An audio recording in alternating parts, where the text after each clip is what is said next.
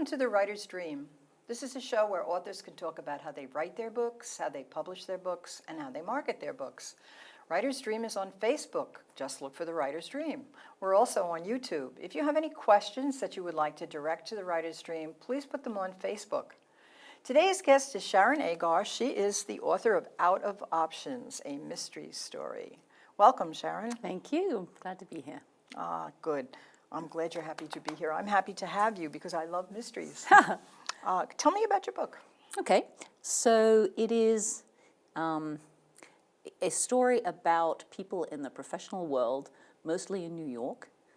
3 professionals in different areas: a banker, a lawyer, a general management person, go on vacation in the Caribbean, and then things start to happen. So somebody dies, they follow the trails, and they gradually uncover a series of interlocking plots, including toxic waste dumping, stock manipulation, financial fraud of various kinds. So it's entertainment. It is much more the sort of classic beach read than the great American novel by design. But I think also, in the same way that most things these days aren't just about the surface of what is the series of steps of the plot, for me, it is really about the people, the characters, and not just what do they do, but why do they do it? Well, let me ask you this question. Why did you pick the professions you picked for your characters? In part, the plot covers different areas. And so just from a practical standpoint, it was going to be useful to have somebody provide the legal insights, someone else provide the investment banking insights, and so on. But in part also just because it's interesting, I think, to have folks from a range of different areas. And, let's face it, many people are in business or know about business in one form or another. So there seem to be an enormous number of legal thrillers and so on out there, which is great. Fewer somehow business-based thrillers, I think. Well, your background is in business, correct? That's right. So I'm sure that came to play. I'm sure while you were in business, lots of plots came to mind. Yeah, exactly. And lots of stories just happened sort of while you were there. Well, you think, wow, if I were reading about that, I maybe wouldn't even. Or if I had the guts, I would do. Yeah? Yeah, I know. When I was younger, much younger, I always thought it would be great fun to be able to steal an incredible jewel from a museum. Okay. Not for the purpose of stealing it, but for the purpose of just doing the act, because I would return it. Not that I would take it and steal it and sell it, but I always thought that would be so exciting to do. Must have been out of my mind, but as long as you didn't do it, you were. No, I didn't do it. I chicken, I guess. But I think that's really a part of it for me. Was I love puzzles of all kinds, and I actually come from a math background originally, sort of. But I've always written, so doing something like this is about a logic puzzle. In a way, if someone were to go about trying to do this, how would they do it so that they would cover their tracks? How would you do it so you'd be less likely to get caught? Exactly. But I'm much too chicken to actually do it, so it's much better to put it in a story. Absolutely. Tell me about each character. Okay. So Eve McFarland is an investment banker. She comes from the Midwest. She's a little too buttoned up. Judgment statement there. She's very much by the book. She likes to do things in a certain way. She's got a competitive thing going, and she's very successful, very good at what she does. But at the same time, and this is, I think, fairly common for people I know, that she wonders what she's missed out by focusing so much on her career, that she never did get married and never did have kids and so on. And it's not too late for her, but that's creeping up. Her clock is ticking. It's creeping up. And how about the other two? So Julian Carteret comes from a wealthy old line family in Westchester County in New York. And I don't want to give away too much No, about I him, know, but I know. so It's he- hard, isn't it? yeah. Yeah, I'll just give you the punchline, and then we're all done. He had very reasonably high expectations of his life, and things really, through very little fault of his own, got derailed at a critical juncture. And so, to some degree, we get to see the impact that this has had on him, having thought his life would turn out a certain way, and had it turn out in a somewhat different way, and watch him try to put it back on track. And then there's Eddie Bell. So Eddie is our manager, and he works for a fairly middling-sized company in New Jersey. And he comes from quite a poorer background, had to pull himself up. Is he the lawyer? He's the manager. Sorry, Julian is the lawyer. Okay. And Eddie is the business person. And he, in a way, is the reverse. To some degree, he's ended up being more successful than he thought he was going to be. And there's a piece of that, too, of, so what does that mean? Does that mean I'm really brilliant? Does that mean I've been lucky? What do I do with this? Yes. So how did the three of them come together? Eddie and Julian meet through work. Eve just shows up independently on vacation, and they meet on a diving trip while they're okay. while So they're they down didn't there. know each other. Yeah, The Eddie and two Julian, did, two of them but did, and the third one the young lady did not. Right. So can you tell us what happens on the diving trip, or do you know? Obviously an accident, because somebody somebody dies. Somebody dies. And the death ends up triggering people asking questions, people getting sent to do things. Yes, exactly. But it's not a police story at all. Part of the thing for me, I'm not a research person. You know, I'm much more about just sort of listening and picking up on people and the things that are psychological happening right in front angle. of me. Yeah. So I did not think that I wanted to set up something that would be driven by things that, first of all, I don't know about. You know, what would an autopsy really be like in detail? Right. Plus, that's been done, you know, a fair amount, I think. But as much as anything, I really wanted it to trigger people wondering, you know, this person could be me, or this person sounds like so-and-so that I know, or at least some piece of them. So I wanted them to be real enough that it's less of a sort of fantasy escape like a spy novel would be for most people, much more of a This is something fantasy that could escape. happen to This is something, you know, anybody. maybe not in your investment bank if that's not your world, but, you know, maybe in the office that your cousin works in or something like that. This could happen to people you know. Oh, TV shows are full of these terrible things that happen to people and how they react to it. Yeah. And of course, that's life, isn't Yeah, it? absolutely. That's what life is all about. Right. So it sounds very exciting.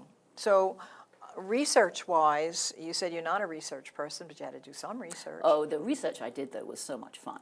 So, you know, as part of the plot, all right, somebody gets poisoned. So I don't know a huge amount about poison, but I do have a friend who works for the Center for Disease Control in Atlanta, and so you know, I contacted. And in fact, that's quite a funny story. So I contact my friend and I send her an email and I say, if you wanted to poison somebody with the following symptoms, you know, they should. Froth at You the know, mouth, blah, blah, turn blah, blue. exactly, you know, this sort of thing should happen to them. That's and funny. then, you know, they should have hallucinations and so on and so on. What would you do? And the email comes back. Of course, this is for your novel, right? Because you're not thinking about doing this is a novel, and so strictly for purposes of research for a novel, my suggestions would be as follows. I think, oh, yes, Well, this is email. You can track that, can't you? So that was pretty funny. And then, you know, again, I know nothing about guns, but there was a gun element. So friend of a friend is an avid gun person, so we had lunch and I got to learn about some of the basics of that, which was interesting. I know something about investment banking on my own, but you could talk to people who are options specialists and find out what's happening these days. Things like that. So that to my mind is the fun element. So as a researcher, you really are a people person. Yeah, I think Instead so. of just going not to the internet exactly. and finding out all these things, you turn to people. Now, you know what's fascinating to me? Well, first of all, why did you pick the mystery genre? First of all, You 'cause did I say love mysteries. me too. You did say that you love puzzles. So Yeah. No, I think that's it. I think writing a novel, that's a lot of words. That's a lot of stuff that you have to say and be interesting about. And I think in a way, the fact that it started out with creative writing, just high school and in college, just as one does. I took a lot of writing classes along with my math classes in college, and that's the beauty of coming to America. That's why I came to America, because in England I would have had to pick one subject and just do that, but here you can mix and match. But then I had a lot of business training, and business writing is all about being concise. Yes. Cut it back, put it in few words, and so on. So, there's this little voice in my head that's like, you're fluffing now. You can't fluff. Cut it back, I have the same problem because of my science background. I can say something very concisely, and then I look at it and I say, but that's not interesting. Now you have to say how it smells and how it feels. Exactly. So you start with all of that, and then you think, all right, a reasonable book length should be about this, and to have a fully fleshed out story. And how are you going to do that? Well, at some point along the way, one of the people who read it said, gosh, I really like the romantic relationship between these characters. Did you ever think about being a romance novelist? Oh, good Lord, That was my first No, thought. I'd never. That's the way I was going to go, and then I said, I don't think so. Yeah, I can't do it. That's exactly it. I thought, I don't think I could find enough to say just about romance to fill a book. But the beauty of a mystery novel is that you can have an interesting story that has twists, and in fact, you'd better have an interesting story that has twists and turns, and you uncover new things, and how do you find out about the next thing, and how do they interrelate, and so on. But then you also have the individual characters and what makes them who they are and what drives them to do what they do. And then you can have, of course, the romance that goes through it. And if you add enough bits, and of course the descriptions, which... Well, that is a genre, the romance mystery. I just listened to one. I do a lot of driving, so I listen to a lot of audiobooks, and it was the steamiest, but also what a great plot. It was a great mystery plot. And there I am driving along 684, and this steamy romance is going on. I said, pay attention to the road. So, fogging up the windscreen. I think that a mystery is dead, no matter how interesting it is, unless you put people in it. There has to be that human interest thing, and that's what makes mystery books popular, mystery writers popular. It's usually just take a look at how many mystery writers have a character that goes from book to book to book to book, and you're really kind of tied into that character, and you want to find out, well, will she marry so-and-so, or will her mother die, or will she inherit the money? You want to find out what's going to happen to her. Meanwhile, she's busy solving, or he is busy solving mysteries, and it is the puzzle aspect. Yeah, so you've got it all, I think, and that's and I think that's the magic. And I think also that when you look at the puzzle aspect, people often ask me, how did you do that? How did you write that mystery? They can't seem to articulate what part of it they want to know about, but I think it's basically that when you write a mystery, you really do have to have a plan. A lot of writers let it evolve, and I don't think you could do that with a mystery. I think because things have to all dovetail at the end. Absolutely right. And your background in math and investment banking and technical writing allows you to do that. And then I don't know when you started to. You said creative writing in college. But when did you decide to write this book? You know, I'd had a child, and I was not working, and I had been doing for a while at that point some stuff which for me was just not creative enough. It had begun to be about the process, and I'm not knocking it at all. I think there's real need for what was going on there, but I'm not really good at doing sort of, rote stuff that is simply about numbers going up, numbers going down, numbers doing this, numbers doing that, and so on. And I think I had built up sort of a vacuum of creative outlet at that point. And so, really what happened, I found myself doing a lot of that stuff, all in a swoop.